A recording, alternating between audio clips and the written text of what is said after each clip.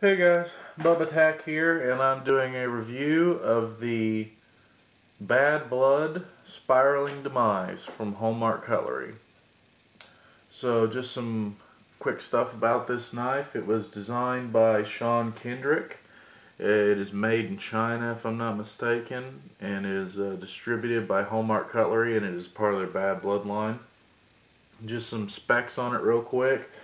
It is 5 3/8 inches when closed, and it has a blade length of 3 7/8, so nearly 4 inches. So, pretty good sized knife. It is quite heavy. Um, it's very thick spines, you can see, very thick blade, very thick G10 scales, very thick spacer, and very thick liners. So, it's a beast. And that'll kind of take us into the some uses for this knife. I consider this to be a tank knife. It is very, very big, thick, and heavy. I don't carry it. It actually sits in my bedstand, which is what I'd kind of recommend for it, is that it's going to be like a stowing knife. You stow it in your bedstand or your safe or your range bag or a bug out bag or something like that, and it's there and available to you. And if you need like a big solid knife to do some really tough tasks with, then you have it. And that thickness of that blade is real good for holding up to having to deal with some pretty tough tasks and a lot of cutting. And I've cut quite a bit of, not with this one, but the original one I've had, because I've had two, quite a bit of cardboard and some other heavy media, and it does quite well. And it comes from the Hallmark Cutlery very sharp, so I didn't have to do any touch-ups to it or anything like that. So I've already gone over the size and weight, so I'll just go over. The steel is 8CR14 stainless steel, and it doesn't actually say that on the blade. It's actually in their catalog, which we'll get into here in a second. The blade shape, they refer to it as kind of a Persian design, and that swoops up here.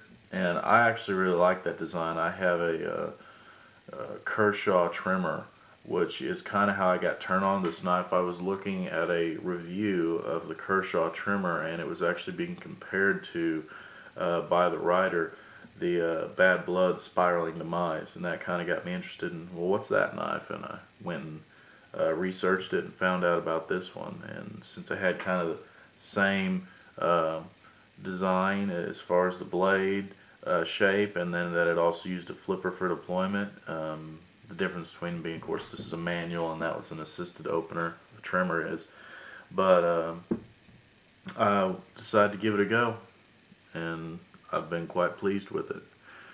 So the steel being 8CR14, that's real similar to 8CR13 MOV, I believe. So good steel, budget steel.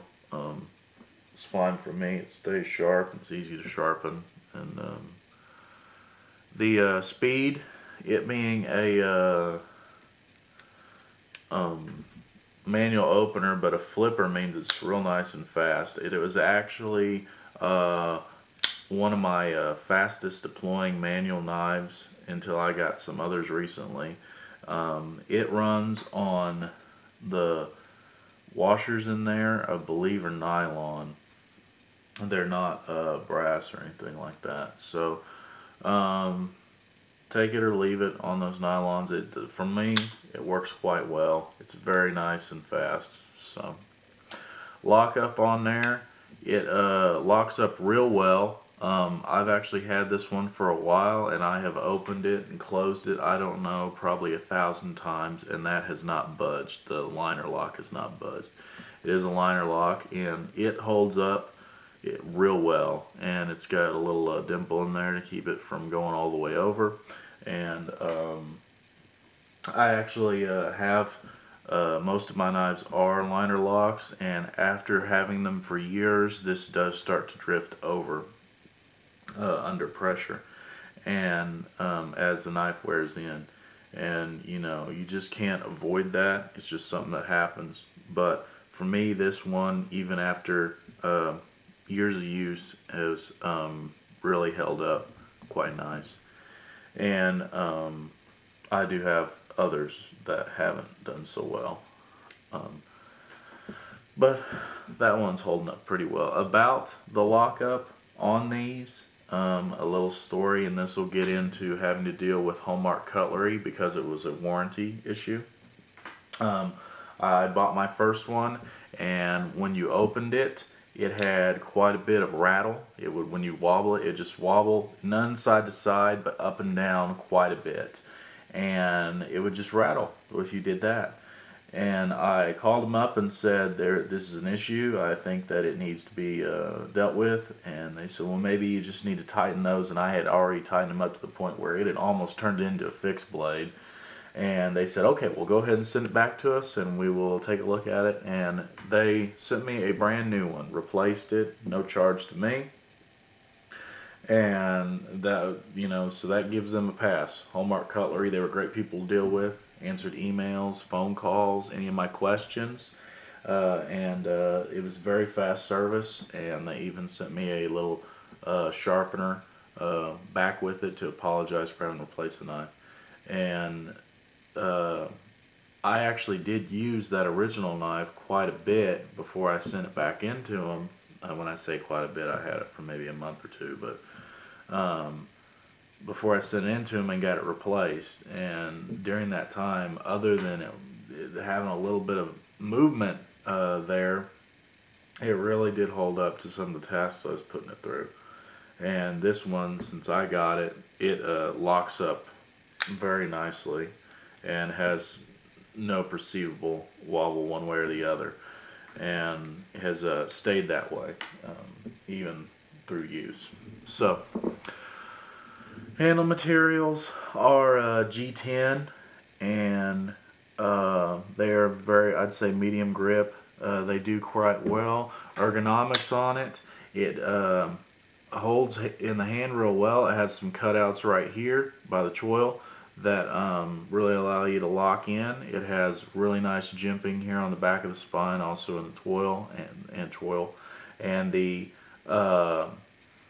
flipper also becomes part of that and becomes part of your grip, and it just locks in real nice. I mean, it feels good, and there's plenty of real estate here. There really is. So ergonomics are real good for its size. Durability and reliability, I think I've already answered that. And track record, you know, time will tell on that. For me, pretty good.